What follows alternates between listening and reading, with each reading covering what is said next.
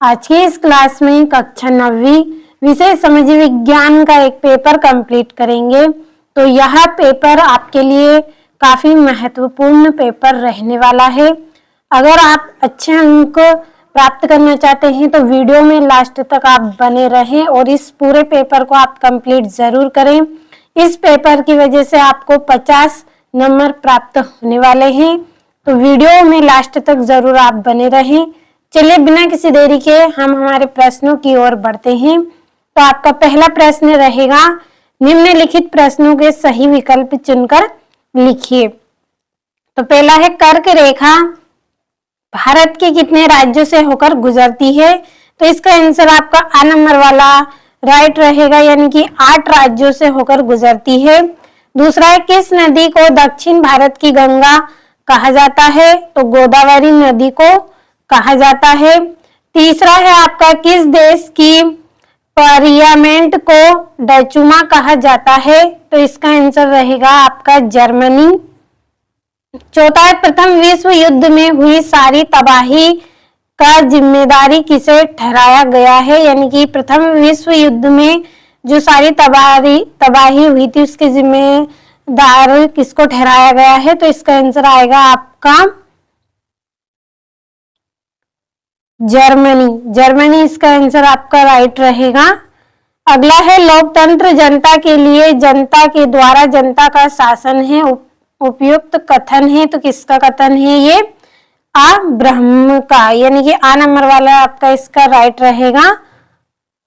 अगला है आपका छठा प्रश्न, भारत में बेरोजगारी का सामान्य कारण है। तो इसका आंसर आएगा आपका उपरोक्त सभी, यानी कि जनसंख्या दोषपूर्ण मशीनीकरण। तो इसका दा नंबर वाला आपका राइट रहेगा।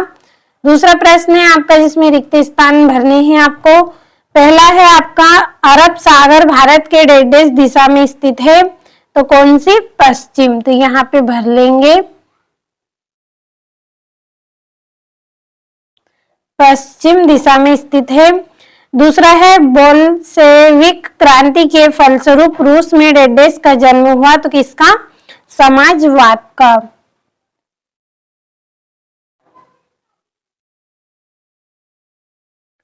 समाजवाद का जन्म हुआ। तीसरा है, मूल कर्तव्य डेढ़ संशोधन द्वारा जोड़ा गया है। तो इसका आंसर आएगा आपका 86वें संशोधन में जोड़ा गया है। चौथा है, भारत में सबसे बड़ी अफवाह द्रोणी डेढ़ नदी की है। तो कौन सी नदी है? गंगा। 5 है, प्रथम विश्व युद्ध के बाद जर्मनी में डेढ़ गणतंत्र की स्थापना हुई। तो कौन सा? वेमर गणतंत्र। तो इसको यहाँ पे भर लेंगे वेमर।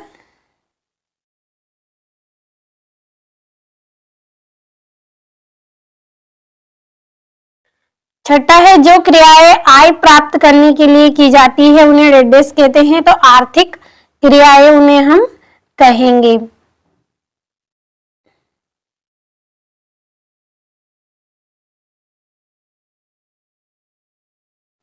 तो यहाँ से आप अच्छे से स्क्रीनशॉट ले और यहाँ से भी आप सारे प्रश्नों का अच्छे से स्क्रीनशॉट लेकर अच्छे से कंप्लीट कर लें। चलिए तीसरे प्रश्न की ओर बढ़ते हैं जिसमें हमारी जोड़ी है। तो आपको जोड़ी करनी है। तो ये आपकी यहाँ पे जोड़ी है। पहली जोड़ी आपकी सुंदर वन राष्ट्रीय पार्क। तो इसका आंसर आएगा बंगाल। ये आपकी पहली जोड़ी। दूसरा है, निर्धनता रेखा का आकलन। तो इसकी जोड़ी रहेगी आपकी राष्ट्रीय प्रतिदर्श सर्वेक्षण संगठन। तो ये आपकी दूसरी जोड़ी। तीसरी है, दुर्गावती देशमुख। तो इसकी जोड़ी रहेगी प्रथम वित्त मंत्री मंत्री। ये आपकी यहाँ पे तीसरी। चौथी है आपकी विनिर्माण। तो चौथी जोड़ी रहेगी आपकी द्वितीयक क्षेत्रक। ये चौथी। 5 है, भारत का संविधान बना। तो इसका आंसर आएगा 26 नवंबर 1946 में। तो ये आपकी यहाँ पे 5वीं जोड़ी। छठा है, वर्साई की संधि। तो इसका आंसर आएगा आपका जर्मनी।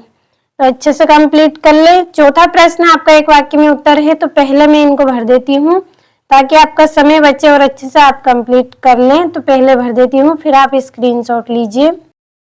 तो मैंने भर दिए हैं, सभी को अच्छे से स्क्रीनशॉट लीजिए। 5वां प्रश्न है जिसमें आपको सत्य असत्य करने हैं। तो पहला आपका इसमें सत्य रहेगा, दूसरा आपका असत्य रहेगा, तीसरा आपका सत्य और चौथा भी आपका सत्य रहेगा और 5वां भी आपका सत्य रहेगा और छठा भी आपका सत्य रहेगा। तो एक बार अच्छे से पढ़ ले आप इनको। और चलिए अगले प्रश्न की ओर बढ़ते हैं। तो ये आपका छठा प्रश्न है, भारत के पूर्वी तट पर स्थित राज्यों के नाम लिखिए। 7वां क्षेत्रफल की दृष्टि से विश्व के 7 बड़े देशों के नाम लिखने हैं। 8वां है गंगा नदी की प्रमुख सहायक नदियों के नाम आपको बताने हैं। 9वां प्रश्न है आपका 18वीं सदी फ्रांसीसी समाज कितने वर्गों में बांटा था। 10वां फ्रांस की क्रांति ने विश्व को कौन से सिद्धांत दिए। और 11वां है आपका खूनी रविवार की घटना क्या थी। और 12वां प्रश्न है 5 लोकतांत्रिक देशों के नाम लिखिए। तो यहाँ से आप पूरे प्रश्नों का अच्छे से स्क्रीनशॉट ले और अच्छे से कंप्लीट करें। काफी इंपॉर्टेंट क्वेश्चन आपके रहेंगे ये परीक्षा के लिए, तो अच्छे से कंप्लीट आप जरूर कर ले इनको। और ये यहाँ से 13वां प्रश्न है भारतीय संविधान की प्रस्तावना लिखिए। 14वां है संविधान निर्माण क्यों आवश्यक है। 15वां है जन्म दर से क्या आशय है। 16वां है महिला और पुरुष के बीच श्रम विभाजन के 2 कारण कौन कौन से हैं। और राष्ट्रीय काम के बदले अनाज योजना क्या है। 18वां है कन्याकुमारी और कश्मीर में दिन रात की अवधि में अंतर होता है, कोई 2 कारण लिखने हैं। और प्रथम विश्व युद्ध का रूस की क्रांति पर क्या प्रभाव पड़ा। 20वां भारत में अंतरराज्यीय निर्धनता में विभिन्नता के कारण लिखने हैं। और 21वां है 1900 से 1930 के बीच रूस में महिला कामगार की स्थिति क्या थी। 22वां है भौतिक पूंजी तथा मानव पूंजी में अंतर आपको बताने हैं। और ये आपका 23वां प्रश्न है दिए गए मानचित्र में निम्नलिखित किन्हीं 4 को आपको दर्शाना है। तो यहाँ से आप सारे प्रश्नों का अच्छे से स्क्रीनशॉट लें और अच्छे से कंप्लीट कर ले पूरे प्रश्नों को।